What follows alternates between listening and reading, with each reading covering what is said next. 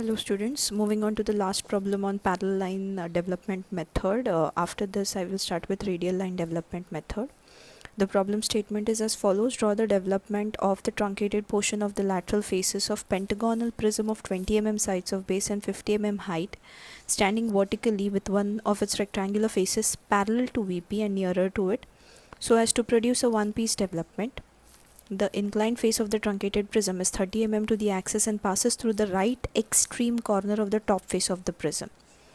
So as per the problem statement, we will first go for the top view of the prism such that one of its rectangular face is parallel to VP, parallel to this XY line and nearer to it. So this is the plane, the rectangular face that I have considered B1, BB1, CC1, which is parallel to the VP and nearer to it. Okay, once you get this line marked with inside angle as 108 degrees, you complete the pentagon, label all the points. The labeling can be done in any direction. I have followed the clockwise direction for all the problems. You can even go in anti-clockwise, but see to it that you maintain one uniformity with respect to all the problems. Based on how you label these points, your development will change. If you have marked A, B, C, D, E accordingly, the markings here on this development will change. So see to it that you do not get confused here with respect to markings. You follow one type of marking, either go in clockwise direction or in anti-clockwise direction. I have followed clockwise direction for all my problems. Once you get the top view, you then project all the corners, all the points, in order to get the front view of the pentagonal prism with the axis height as 50 mm.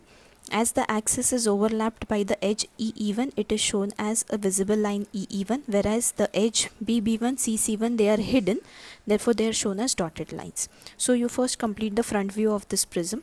Then it is said that the inclined face of the truncated prism is 30 degrees to the axis and passes through the right extreme corner of the top face of the prism.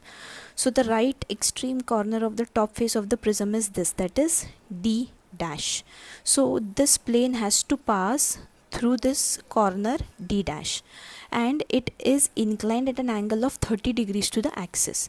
As I do not know at what distance above or below top face, above the base or below the top face, is the point of intersection of this 30 degrees on axis. Therefore I'm going to take an auxiliary axis at this edge DD1.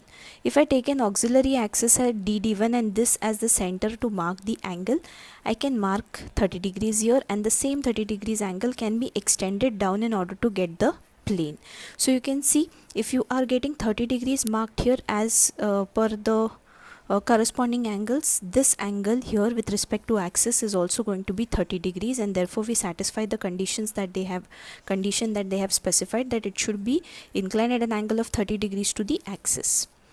So once you get this, you will observe that this plane is not passing by the edge AA1, rather it is passing by the base A1B1, whereas on edge BB1 you have a point of intersection, on CC1 you have a point of intersection, on DD1 you have a point of intersection, on EE1 as well you have a point of intersection. We have marked all those points, whereas on AA1 we do not have a point of intersection. But when I move from A1 to B1, there is a base intersection that you can see here. When I move from A1 dash to B1 dash, there is this marking 1. Okay, so this has to be moved downwards, and then when I'm moving from A1 to B1, at some distance I get this point 1. So you either measure A to 1 or you can measure 1 to you can either measure A1 to 1 or 1 to B1. I have measured 1 to B1. Likewise, when I move from E to A, you can see here it is projected down. When I'm moving from E to A, again there is this 1 which is going to intersect here at the base. So that distance also you measure, you either measure E to 1 or 1 to A. I have measured 1 to A1. So it is 6 mm, here it is 4 mm. Now let us go for projections.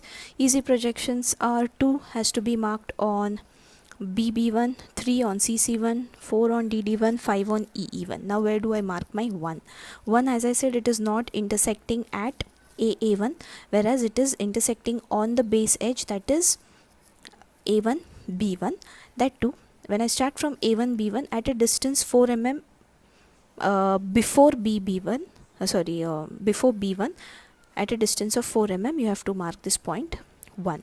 Likewise, when I move from E to A at a distance of 6 mm before A1, that is when I move from E1 to A1 at a distance of 6 mm before A1, you have to mark 1.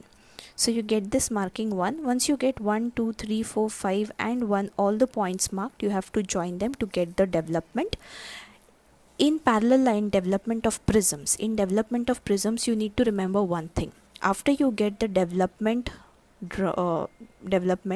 you also have to darken the edges that are a part of this development. Rest of the part that you see has to be shown as light. The part that is the development that you see here, it has to be always shown as dark. Also the edges that are a part of this development. So this is how the problems on parallel line development of prisms and cylinders has to be solved. From next video, I'll start with development of lateral surfaces with respect to radial line method.